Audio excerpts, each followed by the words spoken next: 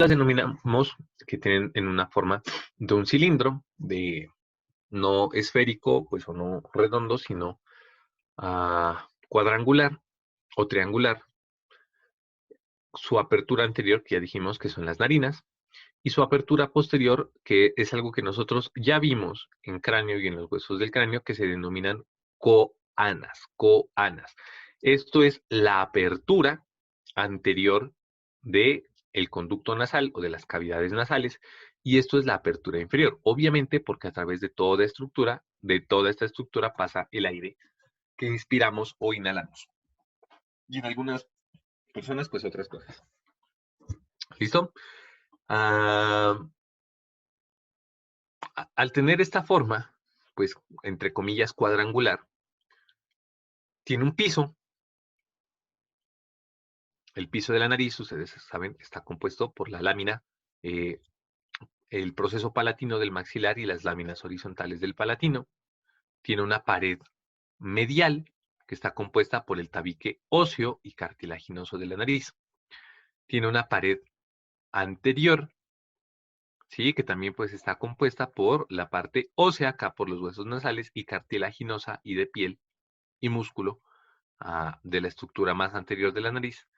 Una pared superior que está representada especialmente por la lámina horizontal eh, del hueso esmoides, una pared posterior donde alcanza a ver parte del hueso esfenoidal, y las aperturas, pues en la porción posterior, que no es enteramente una pared, porque si no, no tuviera por dónde salir el aire, sino unas aberturas, las cuales son las coanas. El límite de las coanas nosotros ya lo preguntamos en cráneo, solo para que lo recuerden, pues son las borde posterior de las láminas horizontales del palatino, ¿sí? En la parte media tenemos nosotros,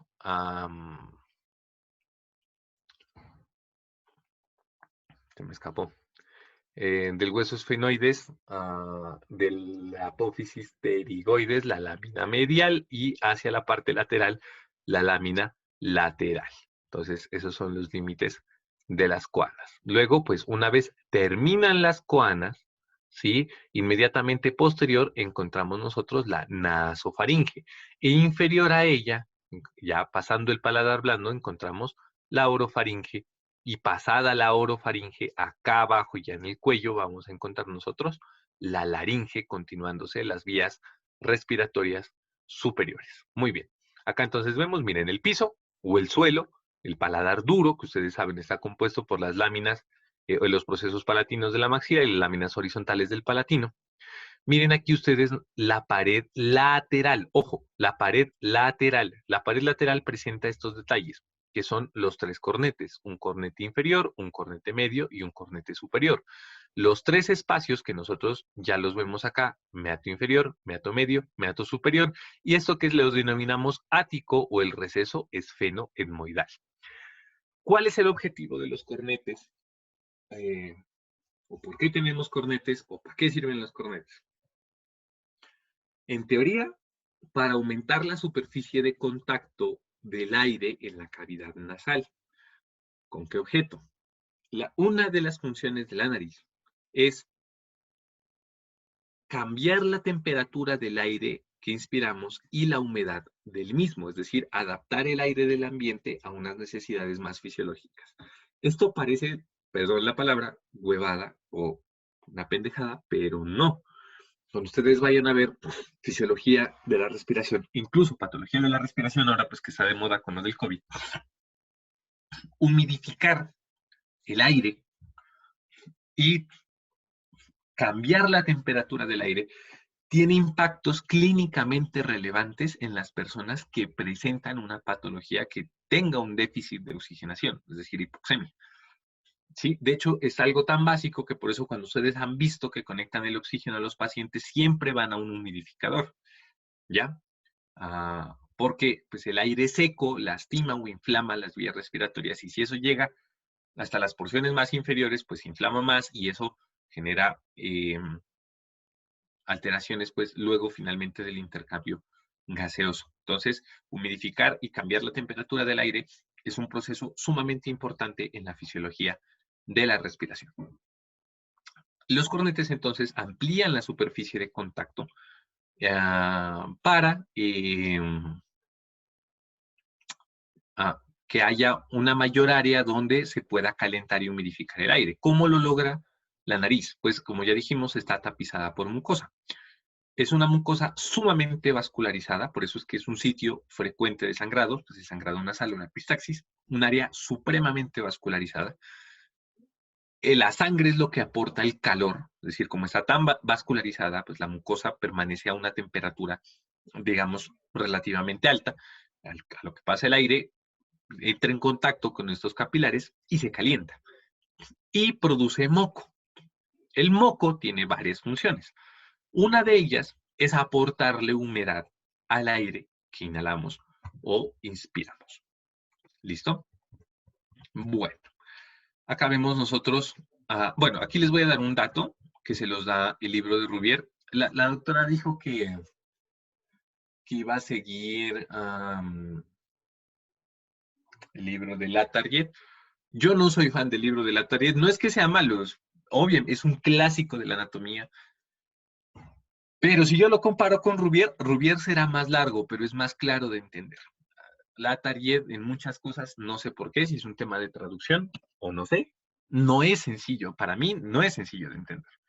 Ah, en cambio, Rubier me parece que, aunque es largo, explica todo muy bonito. Hay cosas que no son relevantes, entonces solamente es de leerlas. Y hay cosas pues que sí son relevantes y eso es lo que yo les voy a mencionar acá.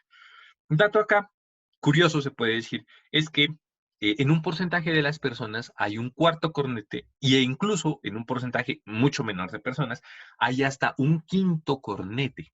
¿Sí? Es decir, hay un cornete supremo, le llaman, es decir, está por encima del cornete superior. Y el otro tiene un epónimo de Soccerclan, creo que se llama. Eso es dato, eso no se los voy a preguntar, pues no, nadie se va a morir porque no se sepan que hay un cornete nasal supremo y hay un cornete nasal con un epónimo de un alemán. Pero pues como estamos en la clase de anatomía, lo vamos a mencionar. ¿Listo? Bien, finalmente, pues ya vimos entonces las cuatro paredes de, de la cavidad nasal. ¿Listo? ¿Qué vemos acá en esta imagen? Vemos la relación con los senos paranasales y el conducto nasolagrimal. Ojo aquí. ¿Cuáles son los senos paranasales? Los senos frontales, los senos esfenoidales y los senos maxilares. Todos drenan a la cavidad nasal.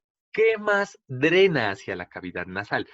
Pues el conducto nasolagrimal. Nosotros ya algo habíamos hablado de eso cuando mirábamos cráneo. Cuando nosotros mirábamos cráneo, ¿sí?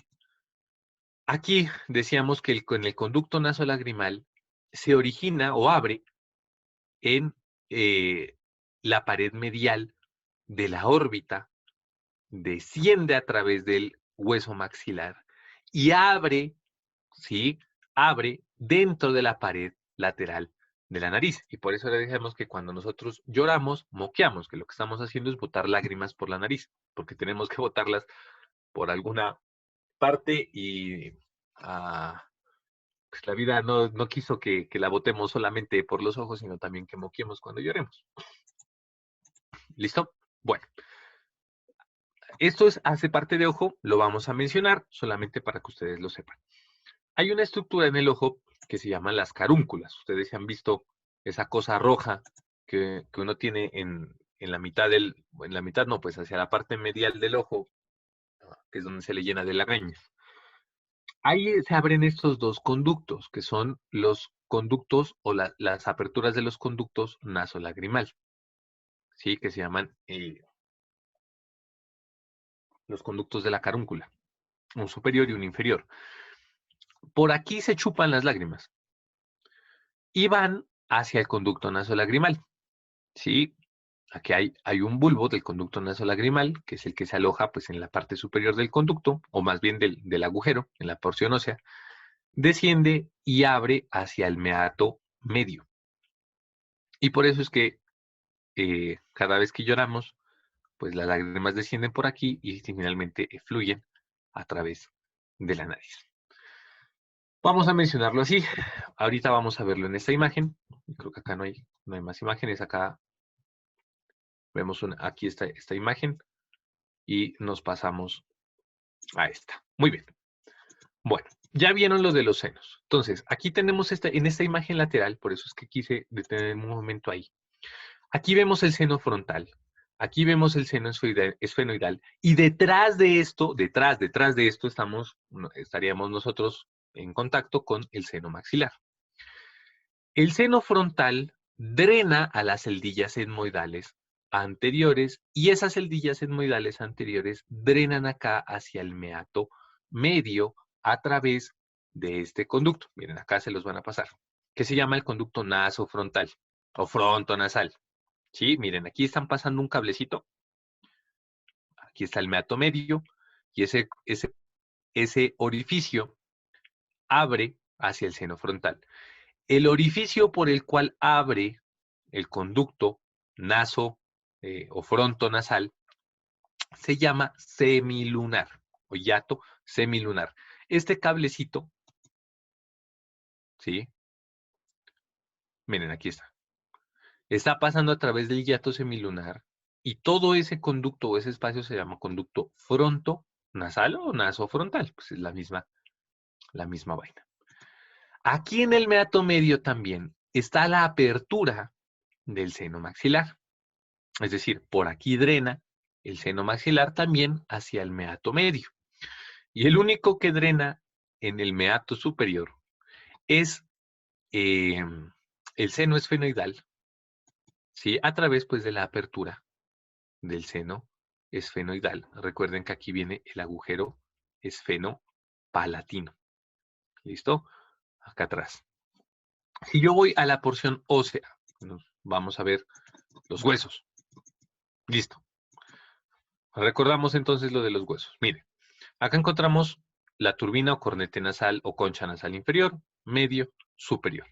El medio tiene aquí una apófisis que se llama la apófisis unciforme o uncinada, que divide este agujero, que es el agujero de la apertura del seno maxilar, ustedes lo ven aquí, en tres agujeros, un anterior, un medio y un posterior. Que finalmente cuando eso se tapiza de mucosa, pues termina en un solo agujerito, que es este. ¿Listo? Acá vemos nosotros, o veríamos nosotros, el conducto frontonasal. Aquí miren, está el agujero o el foramen esfenopalatino, ¿sí? Que es por donde finalmente va a drenar el, eh, bueno, por aquí pasan el nervio y arteria esfenopalatinas. El seno esfenopalatino tiene una apertura propia, que es en la que termina acá, arriba, drenando hacia el meato superior. ¿Por qué es importante saber esto? Hay una patología, ustedes la conocen muy bien, que es la sinusitis. Vamos acá al SOBOTA. Aquí vemos los senos paranasales. Es importante saber hacia dónde drena porque, sobre todo para el otorrino, la sinusitis es, como el nombre le indica, una inflamación de los senos paranasales, pues generalmente secundaria a un proceso infeccioso de etiología bacteriana, donde hay acumulación de secreciones, es decir, se forma pus, y el seno se aloja o se llena o se ocupa, un seno que generalmente debe estar ocupado por aire, pues se ocupa por una sustancia más densa, pues que es la pus, o puede ser sangre, o puede ser otra cosa, pero pues para llamarse sinusitis es pus. Si fuera sangre se denominaría hemoceno. ¿Listo? Y para evitar pues que esta acumulación drenan hacia la cavidad nasal, pero o bien porque el agujero se obstruye, que puede provocar una sinusitis, o porque la producción de moco o de pus pues, es más alta que la capacidad que puede drenar el agujero, se acumula este material dentro de los senos paranasales. Lo que hace el otorrino es, dependiendo del seno que esté lleno, pues ampliar la abertura para drenarle esa pus a través de la vía más fisiológica, que es la cavidad nasal. Aquí vemos entonces nosotros los senos frontales, las celdillas esfenoidales y los senos maxilares, el esfenoidal que pues lo logramos ver nosotros en una radiografía o en una vista lateral del cráneo. Acá nos están mostrando un desarrollo de los senos en la medida de la edad y que pues la mayoría de ellos van creciendo. Miren que por ejemplo los senos frontales crecen hasta los 20 años. Ah, en cambio, miren que los maxilares, es decir, el maxilar, el seno se va haciendo cada vez más grande hasta casi los 60 años. ¿Listo? Acá miren, nos muestran los conductos. Acá nos muestran una radiografía donde vemos órbitas, las aperturas nasales, los conductos nasales, los senos maxilares y los senos frontales. Ustedes se dan cuenta aquí que el tabique está desviado. En este caso está desviado hacia la izquierda, el tabique nasal. De dato, así también puede ser relevante, es que el tabique nasal casi nadie lo tiene derecho. Sí, es decir, todos lo tenemos algo torcido. Esa simetría nasal, que es muy buscada con fines estéticos, pues de forma natural es muy poco usual. La mayoría de personas, o mejor dicho, de nacimiento, el 99.9% de las personas tenemos alguna desviación del tabique, bien sea a la izquierda o bien sea para la derecha. Y se forma aquí, en esa desviación, pues de un lado, una concavidad y del otro lado, una convexidad. Y eso hace generalmente que por un lado o por una fosa nasal sea un poco más complejo el paso del aire. Hay otras razones pues, por las que se vuelve complejo el paso del aire, que es por la hipertrofia de los cornetes, de lo cual vamos a hablar en un momento. Bueno, acá vemos el seno maxilar, la apertura o el hiato del seno maxilar. Acá vemos una tomografía axial computarizada en un corte coronal, donde vemos los senos maxilares completamente limpios. Miramos la cavidad nasal. Aquí miramos un septo, el cornete nasal medio, inferior, una concha nasal inferior o cornete nasal inferior, un medio, y por acá debería estar el superior. El meato nasal inferior, el meato nasal medio, y por acá debería estar el meato nasal superior. Aquí vemos nosotros que hay una ligera hipertrofia de este cornete respectivamente con este, pero los senos los vemos libres. No hay ocupación de esos senos, excepto por aire, que lo vemos así de color negro. Acá, en cambio, tenemos una tomografía en un mismo corte, donde pues notoriamente están inflamados los cornetes, ¿sí? Es decir, hay rinitis, hay hipertrofia de los cornetes, y aparte de eso, miren que el seno frontal y los senos y las celdillas senoidales están ocupadas. En este caso, están ocupadas por pus. El seno maxilar, miren, comparen el lado izquierdo con el lado derecho. Notoriamente está ocupado. Miren, acá está clarito, o bueno, negro, oscuro. Pero no hay absolutamente nada que lo ocupe. Acá, en cambio, miren, está ocupado por algo oscuro que forma un nivel. Aquí hay aire. Esto pues es una colección de pus o una sinusitis etmomaxilar o etmoides y maxilar. Acá lo que va a hacer entonces el otorrino es abrir esto para que drene y drenar y lavar esa pus y pues se le da antibiótico a la persona. Una de las cosas que nosotros vemos en esta acumulación de pus es que cuando le examinamos la cavidad oral al paciente, como esto drena la nariz y la nariz drena o bien por fuera, ¿sí? Es decir, por las narinas, o bien por las coanas, y entonces se va a ir a la faringe. Cuando uno le abre la boca al paciente, ve atrás en la faringe, detrás de la úvula, escurrir pus.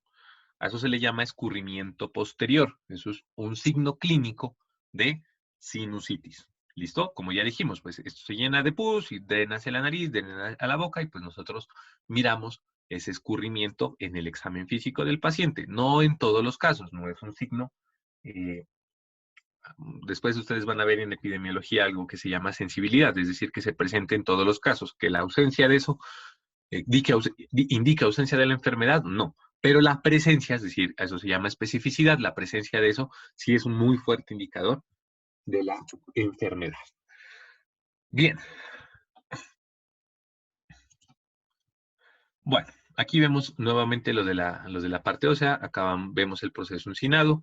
Eh, Vemos el hiato semilunar, ¿sí? Por acá dijimos que sube entonces hacia el conducto frontonasal. Aquí vemos una eminencia ósea, en el Rubier se las menciona, que se llama la bula etmoidal, que hace parte del cornete eh, medio, y se puede ver en el examen nasal tapizado por mucosa si nosotros cortamos dicho cornete. Miren que estos cornetes de aquí están cortados, ahí vemos la apertura del seno maxilar y la bula etmoidal. No tiene mayor relevancia ni significancia clínica, ni de pronto para ubicación anatómica y poder lograr observar la apertura del seno maxilar. Bueno, finalmente, llegando a la porción más externa, ¿sí? Tenemos esta dilatación de la nariz en el inicio de las narinas, a lo cual se denomina vestíbulo nasal. Es decir, ustedes se dan cuenta que cuando uno mira la nariz, hay una dilatación externa, a esa dilatación le llamamos ala de la nariz. En la porción interna, esa dilatación se observa como una concavidad, donde se presentan unos folículos pilosos. Palabras más, palabras menos, el vestíbulo nasal es donde están los pelos de la nariz. Los pelos de la nariz tienen una función.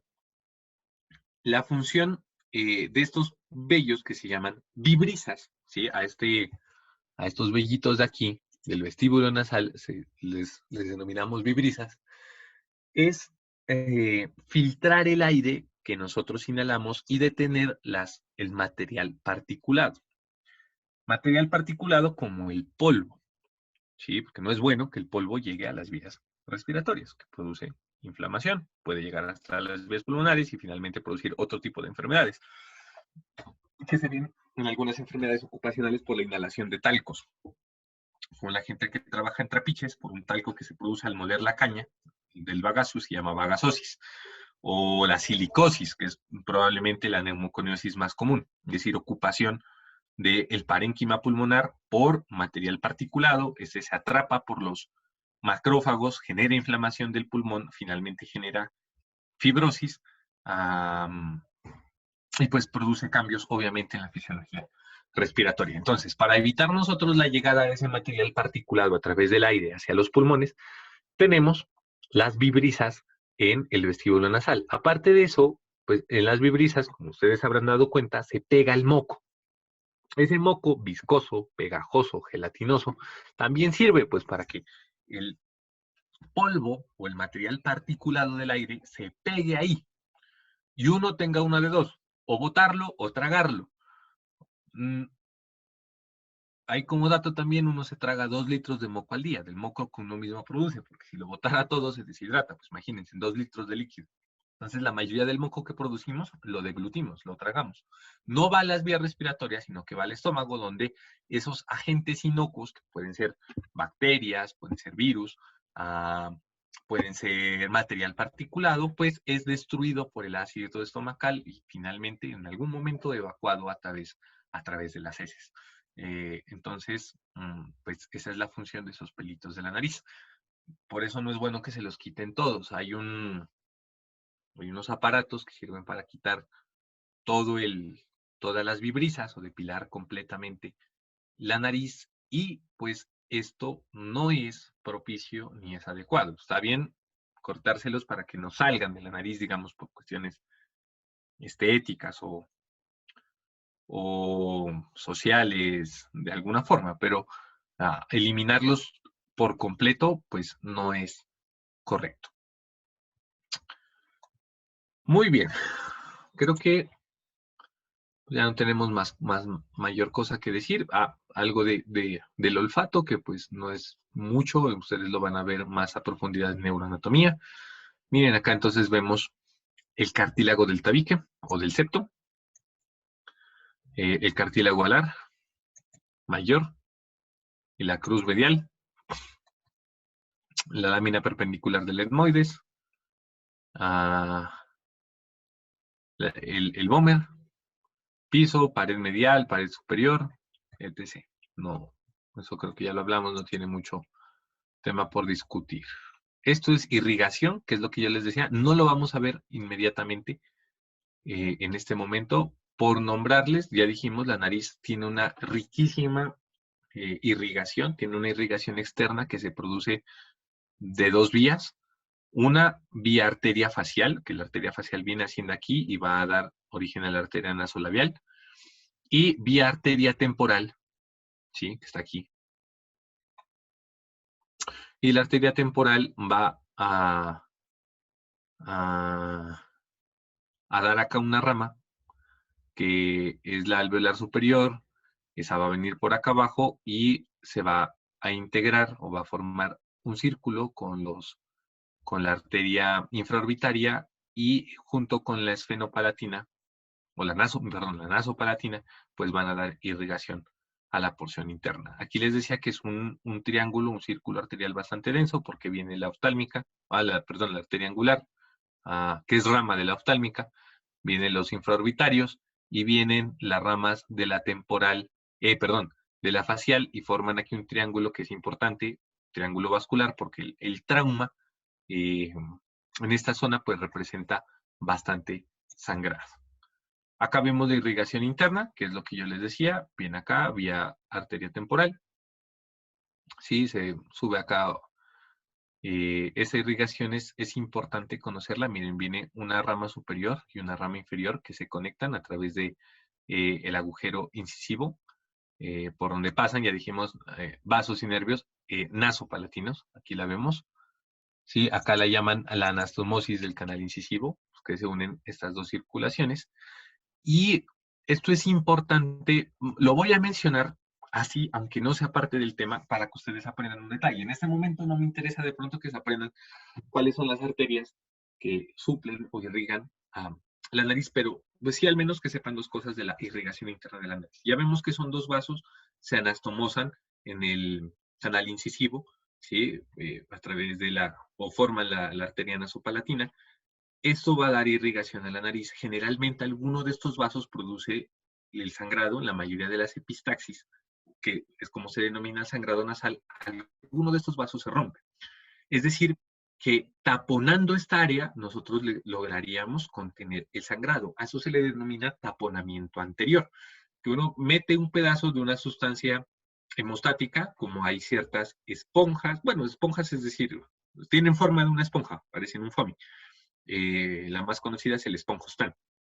Lo mete un pedazo y pues tapa toda esta área de la nariz y controla el sangrado. O, en su defecto, una mecha de gasa, la empapa con un anestésico, con antibiótico y con adrenalina para que cierre los vasos y mete esa mecha, abre esto con un espéculo, con un rinoscopio y con una pinza, mete la mecha hasta bien atrás, cuando no se ve el sitio del sangrado, para tapar estos vasos y detener la epistaxis.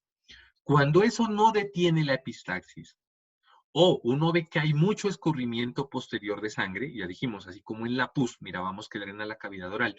A veces la sangre puede drenar a la cavidad oral porque pues sangra mucho acá adelante, pero si yo no veo el origen del sangrado acá adelante y no me controla el sangrado a través de un taponamiento anterior, yo sospecho que el sangrado está más atrás.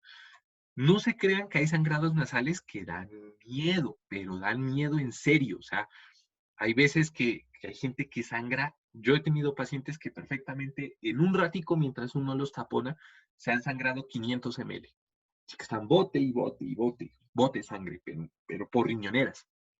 Mientras uno prepara las cosas para taponarlos. A veces son tan hijuemadremente profusos esos sangrados que perfectamente pueden amenazar el estado hemodinámico de un paciente. En esos casos, cuando yo no lo logré controlar vía taponamiento anterior, lo que uno hace es algo que se llama taponamiento posterior. Pasa una sonda Foley, es decir, una sonda urinaria, pero no la Nelaton, hay dos sondas urinarias, Nelaton y Foley. La Nelaton es una plástica rígida que solamente sirve para evacuar. La Foley es esta amarillita, delgada, no delgada, sino más bien laxa, que se puede doblar y no es rígida. y tiene un balón, que eso es lo importante, tiene un balón en la parte superior que se llena con aire o con agua. Entonces, lo que uno hace es meter esa sonda y más o menos que llegue hasta aquí, que es el origen de la irrigación de, eh,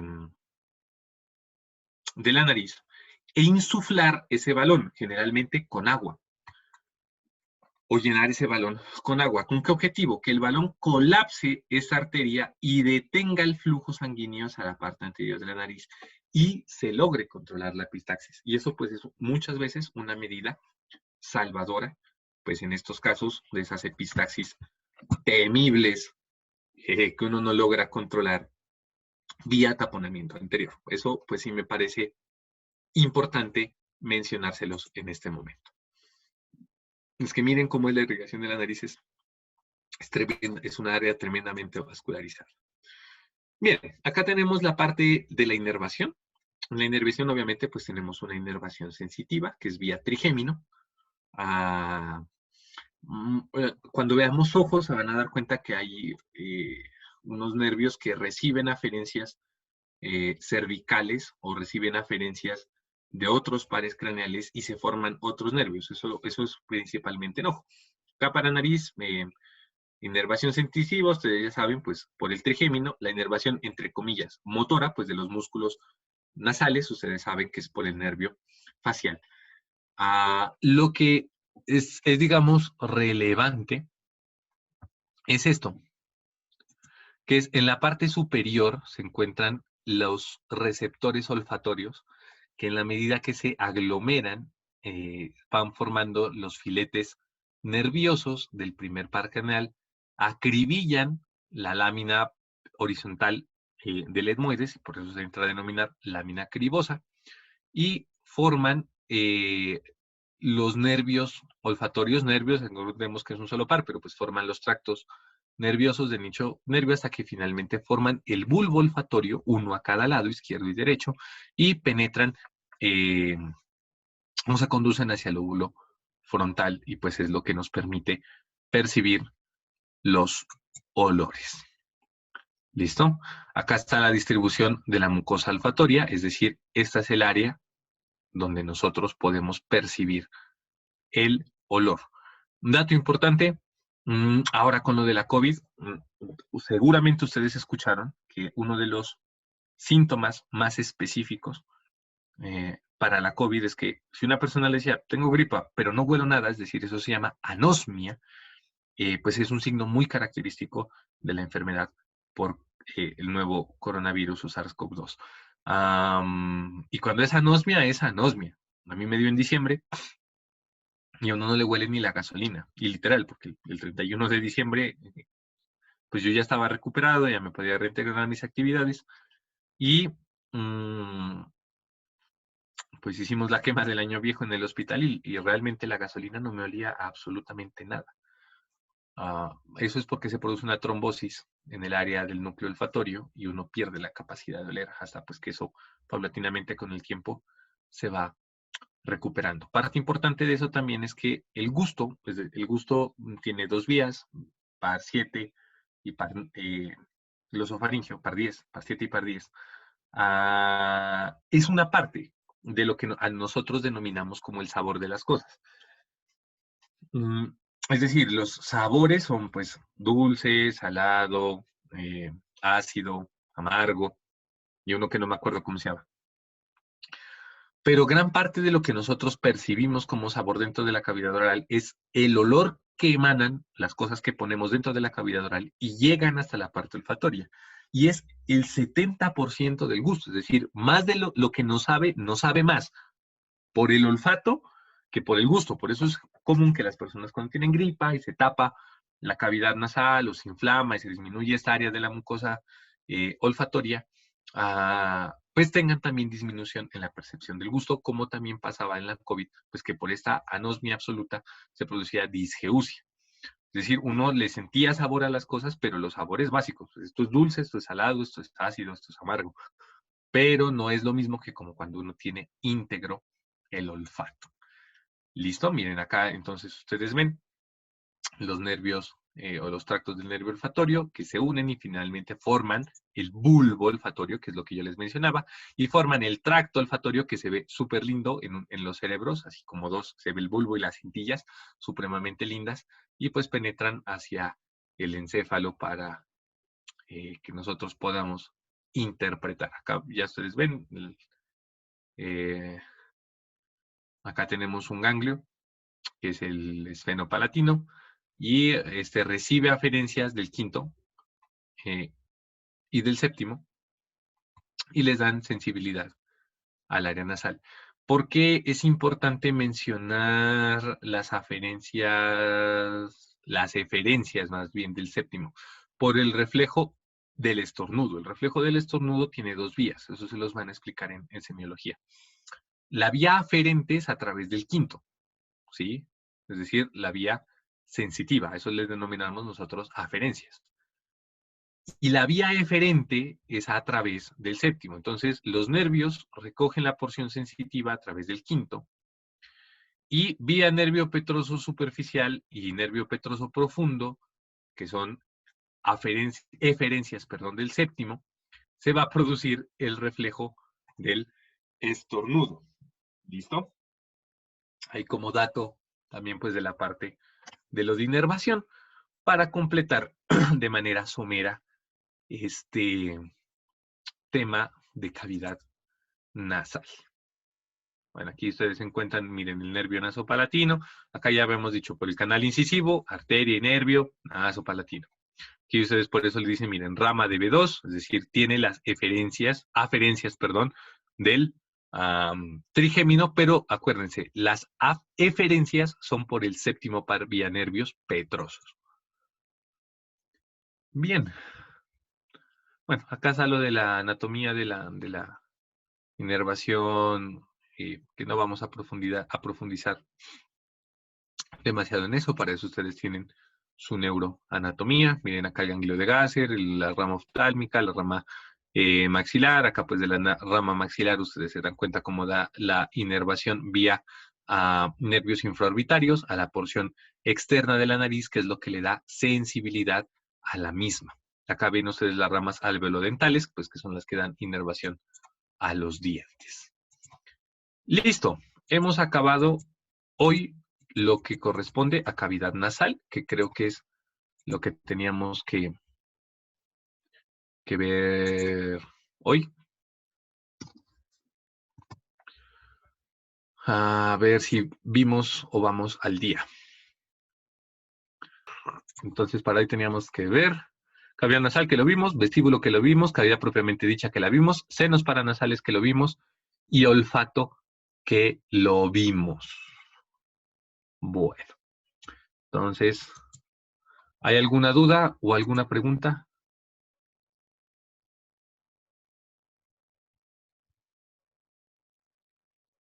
¿Ninguna? ¿Todo claro? ¿Nada que quieran profundizar? Doctor, buenos días. Sí. Yo tenía una preguntita. Todo Ujú. eso, toda esa parte de la vascularización que nos mencionó, ¿hace parte del plexo de Kieselbach o es diferente? Por epónimo no lo tengo presente, pero creo que se llama así. Pero no, por epónimo no tengo presente el nombre. Pero creo que sí, creo que se llama de Kesselbach. Así lo conocen los otorrinos, creo. Ah, listo, gracias. Ah, sí, miren, acá está. El plexo de Kieselbach, que es el área que está acá en la porción anterior de la nariz, donde se producen las anastomósis, que es el área más frecuente de epistaxis o sangrado nasal.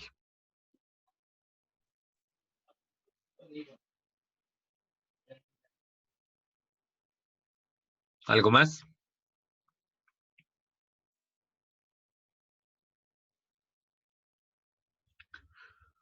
Bueno, entonces mañana revisamos lo que